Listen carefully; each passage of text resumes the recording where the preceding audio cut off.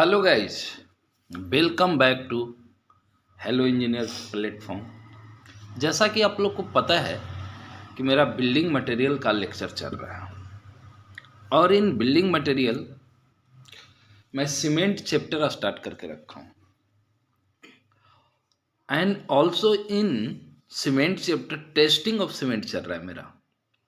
Okay, तो आइए आज हम आगे बढ़ाते हैं टेस्टिंग को। उससे पहले अगर कोई न्यू स्टूडेंट इस वीडियो को देख रहे हैं तो उनसे रिक्वेस्ट है, चैनल को सब्सक्राइब करें, बेल आइकन दबाएं ताकि जब मैं नेक्स्ट वीडियो डालूं तो उनका मोबाइल में नोटिफिकेशन जा सके। ओके, आइए हम देखेंगे। जैसे हमने 1 और 2 टेस्ट, जैसे टेस्ट तो पहले हमने बोला था कि 2 टेस्ट है, एक तो फील्ड है, दूसरा लेबोरेटरी टेस्ट है। तो फील्ड टेस्ट मैंने लास्ट क्लास में पढ़ लिया। लेबोरेटरी टेस्ट मैंने लास्ट क्लास में स्टार्ट किया, उसमें 2 टेस्ट हम लोगों ने पढ़ा था। 2 टेस्ट कौन कौन सा पढ़ा था याद नहीं आ रहा है, जो भी पढ़ा था 2 टेस्ट लास्ट क्लास में पढ़ लिए है ना। अभी ये सी नंबर है लेबोरेटरी टेस्ट का। हाँ, फाइनेस टेस्ट पढ़ा और air permeability test surface area के लिए 2 टेस्ट हमने लास्ट क्लास में पढ़ा लैब टेस्ट का, और ये आज तीसरा हमारा है सी नंबर। अभी तीसरा कौन सा सीमेंट का टेस्ट है, तो ये है 3rd number standard consistency test. Yes, अभी फ्रेंड किसी भी मटेरियल का, नथिंग बट सीमेंट का ही नहीं बात कर रहा हूँ, किसी जैसे सॉइल का भी एक उसका कंसिस्टेंसी होता है, स्टैंडर्ड कंसिस्टेंसी होता है। तो हम लोग सॉइल का भी बात नहीं करेंगे, हम लोग जब सीमेंट पढ़ रहे हैं तो सीमेंट। जैसे अभी सीमेंट का ना स्टैंडर्ड कंसिस्टेंसी क्या है, कहने का मतलब इसमें पानी ऑब्जर्व करने का कंसिस्टेंसी क्या है, कितना पानी ये ऑब्जर्व कर सकता है। जैसे हम लोग इसको ना हीट एंड ट्रायल बेसिस पे निकालते हैं। जैसे आईएस कोड हमारा बोल दिया है कि हाँ भाई ये ओपीसी है सीमेंट, तो इसका स्टैंडर्ड कंसिस्टेंसी इतना से इतना बीच के में लाइज करना चाहिए। अब उसको चेक करने के लिए मान लिया कि जैसे देखिए मैं समझा देता हूँ, बिना समझाए बोल के काम नहीं चलने वाला। आ जाइए, ये देखिए, नहीं दिख पा रहा है, अभी दिख पा रहा है क्या? हाँ, दिख पा रहा होगा। आ जाइए, हाँ यहाँ पे जैसे हमारा ये आईएस कोड बोल दिया कि ओपीसी जो आप सीमेंट यूज कर रहे हैं उसका स्टैंडर्ड कंसिस्टेंसी जो है 30% है। अब आपको चेक करना है, तो चेक करना है तो ऐसा नहीं कि आप सीधा 30% से ही चल दिए, आप पहले 24% डाल के देखा आता है कि नहीं, 27 डाल के देखा आता है। मतलब हीट एंड ट्रायल प्रोसेस हम लोग करते हैं फ्रेंड, समझ गए? हीट एंड ट्रायल डाल डाल डाल के देखेंगे, डाल डाल के देखेंगे, और उसके बाद मैं अभी प्रोसीजर बताऊंगा, उसके बाद जो है समझाता हूँ। रुकिए,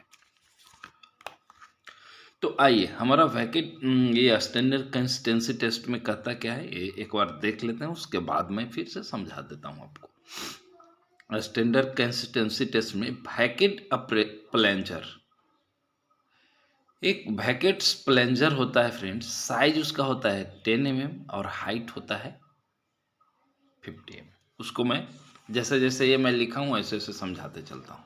वैकेट प्लेंजर को मैं समझा देता हूँ, उसके बाद आगे ये देखिए एक इस टाइप का फ्रेंड,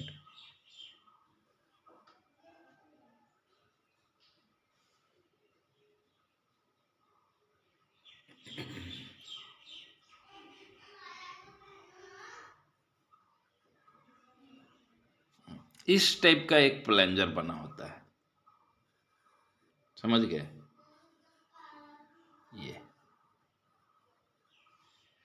यही हमारा, ये है हमारा वैकेट प्लेंजर। कह रहा है कि इसका ये जो लंबाई जो है 50 mm है और इसका डाया जो है 10 mm है। समझ पाए? यस, ये यहाँ पे कह रहे हैं ना, हाइट इज 50 mm और साइज अब 10 mm। उसको और क्या कहता है, penetrate 33 to 35 mm from top से। यस, अभी एक टॉप से होता है, एक बॉटम से भी होता है फ्रेंड, ऐसा बना होता है अरेंजमेंट। मैं दिखाता हूँ, एक अरेंजमेंट जो है का इस टाइप का अरेंजमेंट बना होता है फ्रेंड, इस टाइप का दिख पा रहा है ना, इस टाइप का वो होता है। यहाँ पे हमारा मोल्ड रखते हैं, एक ऐसा मोल्ड होता है। और ये जो हमने अभी जो बोला, हमने जो बोला है, यहाँ पे हम लोग ब्रैकेट ऑपरेटर्स जो अभी हम बताया है, ये वाला यहाँ पे फिक्स कर देंगे, ये वाला। ठीक है, दिख पा रहा है, इसी टाइप का ऑपरेटर्स होता है फ्रेंड। तो जब हम ये यहाँ पे पुल्ली सिस्टम पे वो रहता है फ्रेंड, यहाँ पे एक नॉब सिस्टम है, एक पिन सिस्टम पे रहता है। जब हम इसको, इस पिन को निकालेंगे, तो ये जो सीमेंट सैंपल हम लोग पेस्ट करके रखा है, आगे बताएगा, तो ये इस पे आके ऐसा यहाँ से चल के यहाँ आके धंस जाएगा। समझ पाए?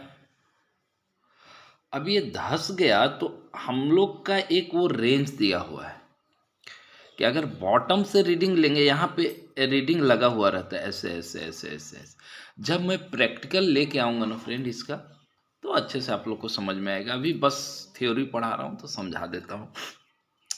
तो ये जब इसमें सीमेंट सैंपल में जब ये प्लंजर गया, तो हम यहाँ से बॉटम से रीडिंग मापेंगे, एक ऐसा एक एरो लगा रहता है ऐसा, ये एरो इसमें इस साथ में रहता है। तो ये एरो कहाँ से कहाँ तक आता, और देखेंगे अगर बॉटम से माप रहे हैं हम, तो होना चाहिए 5 to 7 mm के बीच में एरो। ठीक है, और अगर हम टॉप से माप रहे हैं, जैसे ऐसे बना होता है 1 2 2 3 4 सो ऑन, तो अगर हम ये इधर से माप रहे हैं बॉटम से, तो किस में होना चाहिए, 5 और 7 के बीच में होना चाहिए वो एरो। ठीक है, जिस वाटर एडिंग पे, मान लिए कि हम वाटर ऐड कर रहे हैं, देखिए, हाँ, हम लोग फ्रॉम टॉप से मापेंगे 33 पर 35 होना चाहिए हमें, और बॉटम से 5 to 7 अभी बताया। सीमेंट सिंपल 500 ग्राम लेंगे, उसमें वाटर इज एडेड, मैंने बोला हीट एंड ट्रायल प्रोसेस होता है, तो मान लिया 26% मिलाया, फर्स्ट ट्रायल नहीं आया, बॉटम से 7 to 5 के बीच में नहीं आया। सेकेंड ट्रायल 28% मिलाया, फिर भी नहीं आया, 5 से 7 के बीच में एरो नहीं आया। थर्ड ट्रायल 30% मिलाया, एंड सो ऑन। जब मैं जैसे ही 30% मिलाता हूँ फ्रेंड, ये देखिए, इसमें जब 30% हम पानी मिला के, ये बार बार सैंपल बनाना है। ये जो सीमेंट सैंपल जो बना के यहाँ पे रखा हूँ, मोल्ड में एक रहता है, मोल्ड सिस्टम आपको दिख पा रहा है ना, हाँ, ये सैंपल जो है मोल्ड में बना के गोल ऐसा रहता है फ्रेंड, ऐसा कटोरी जैसा, ऐसा ऐसा रहता है,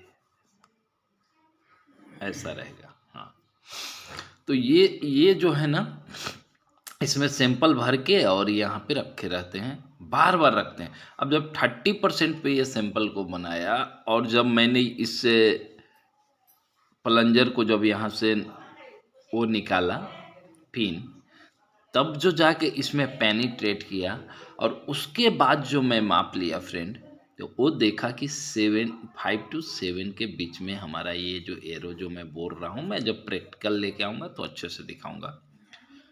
जितना भी लेक्चर में थ्योरी ले रहा हूँ फ्रेंड, सबका प्रैक्टिकल लेके आऊँगा, डोंट वरी, आप लोग बस पढ़ते जाओ। तो ये जो 5 to 7 के बीच में जब हमारा एरो शो कर दिया, तो अब हम समझ जाएंगे कि हमारा सीमेंट का नॉर्मल जो कंसिस्टेंसी है या फिर स्टैंडर्ड जो कंसिस्टेंसी है वो 30% है। तो ऐसा नहीं है फ्रेंड कि सारे ही सीमेंट का कंसिस्टेंसी सेम हो। अलग अलग सीमेंट का अलग अलग कंसिस्टेंसी निकल के आते हैं। किसी का 28% पे आता है, किसी का 29% पे आता है, किसी का 30% पे आता है। जो भी सीमेंट हम यूज कर रहे हैं फ्रेंड वर्क के लिए, उसका एक बार नॉर्मल कंसिस्टेंसी निकालेंगे, उसके बिहाफ पर ही हम लोग जितना आगे का काम है करेंगे। उसी का बिहाफ पे नॉर्मल कंसिस्टेंसी अब 28-30% आ गया, तो आगे का जो मैं टेस्ट लेके आऊँगा इस 30% को पकड़ के आगे का और भी जो टेस्ट है मैं बताऊँगा कि इसका कोरिलेशन होता है फ्रेंड, कोरिलेट करना पड़ेगा। ऐसे नहीं कि आप हवा में एक कंसिस्टेंसी देख लिए फिर हवा में आगे का उसका एक दो टेस्ट और है, इससे रिलेटेड ही है स्टैंडर्ड कंसिस्टेंसी से, तो हवा में नहीं देख सकते फ्रेंड। ठीक है, तो आप लोग समझ गए कि हम लोग क्या करते हैं। एक बैकेट एपरेटस होता है ना, उसमें एक प्लंजर लगा रहता है। समराइज कर देता हूँ फ्रेंड, उसमें एक प्लंजर लगा रहता है, उसका साइज होता है 10 mm, हाइट होता है 50 mm। देख पा रहे हो, फ्रॉम टॉप से अगर रीडिंग लेंगे तो 33 to 35 mm होगा। अगर बॉटम से लिया ये दिख पर है तो 5 to 7 mm फ्रॉम बॉटम होता है। टेम्परेचर ध्यान रहे फ्रेंड, ये जो हम लोग सीमेंट टेस्ट करते हैं ना, वो टेम्परेचर और ह्यूमिडिटी दोनों कंट्रोल करना होता है। लैब जो हमारा होता है ना, जैसे हमने बोला फील्ड टेस्ट, तो फील्ड टेस्ट में तो कोई टेम्परेचर वगैरह कंट्रोल कर नहीं सकते, लेकिन लैब में टेम्परेचर कंट्रोल कर सकते हैं फ्रेंड। लैब को पूरा पैक कर दीजिए, उसमें एसी लगा दीजिए, और आपको जितना टेम्परेचर चाहिए, जैसे ये 27 ±2 डिग्री, मतलब मोटा मोटी अगर प्लस में चले तो 29 हाईएस्ट होना चाहिए, अगर माइनस में जाए तो 25 होना चाहिए। तो 25 से 29 डिग्री के बीच में ही ये सीमेंट का टेस्ट जो है हम लोग परफॉर्म करेंगे। तो ये इसको याद रखिएगा, टेम्परेचर 27 से ज़्यादा नहीं होना चाहिए। मोटा मोटी 25 और 29 को जोड़ के डिवाइड कर लीजिए, एवरेज टेम्परेचर को याद रखिए। ठीक है, और रिलेटिव ह्यूमिडिटी, RH मतलब रिलेटिव ह्यूमिडिटी जो होता है, ह्यूमिडिटी वो 90% होना चाहिए एटलीस्ट। तो ये जो था फ्रेंड मोटा मोटी हमारा स्टैंडर्ड कंसिस्टेंसी का थिंग्स था। इसको आप लोग देखो, समझो, आप समझ गए होगे, इसमें कुछ ज़्यादा है नहीं। जब मैं प्रैक्टिकल लेके आऊँगा तो इसको अच्छे से मैं कवर करूँगा। अच्छा से, मतलब मैं तो बता ही दिया, ये जितना भी हमारा थ्योरी था बोल ही दिया, क्योंकि अब जब तक थ्योरी जानोगे नहीं फ्रेंड, तो आपके सामने बैकेट ऑपरेटर्स रख दूँ, आपको कुछ पता ही नहीं है, तो आप उसको क्या करोगे, देखोगे, ज़्यादा से ज़्यादा छू के देखोगे, हिला के देखोगे, इधर उधर करके। लेकिन जब आपको पहले मैं ये थ्योरी बता दिया कि हाँ बैकेट प्रेशर का साइज ये होता है, उसमें सीमेंट सैंपल 500 ग्राम लेंगे, फिर हीट एंड ट्रायल प्रोसेस करेंगे, फर्स्ट ट्रायल में देखेंगे मिक्स करके वाटर 26% नहीं आया, 7 to 5, 5 to 7 है। तो ये इतना अगर प्रोसेस मैं बता दिया, तो जैसे ही आप प्रैक्टिकल जब वीडियो देखोगे, मैं जब लेके आऊँगा प्रैक्टिकल, जब लैब में सीधा मेरा अटेंडेंट सब काम करेगा, मैं बोलूँगा, तो आपको ना ये टेस्ट ना पूरा आपका माइंड में एकदम बैठ जाएगा। समझ गए? तो ये था हमारा friend 3rd number laboratory test का स्टैंडर्ड कंसिस्टेंसी टेस्ट। हम लोग टेस्टिंग ऑफ सीमेंट पढ़ रहे हैं, जिसमें हमने फर्स्ट में पढ़ाया था फाइनेस टेस्ट, सेकंड पढ़ाया था air permeability test surface area के लिए, और ये थर्ड था हमारा स्टैंडर्ड कंसिस्टेंसी टेस्ट। ओके, आज का हमारा लेक्चर यहाँ पे समाप्त होता है। हम फिर मिलेंगे इसका आगे का टेस्ट लेके नेक्स्ट वीडियो में।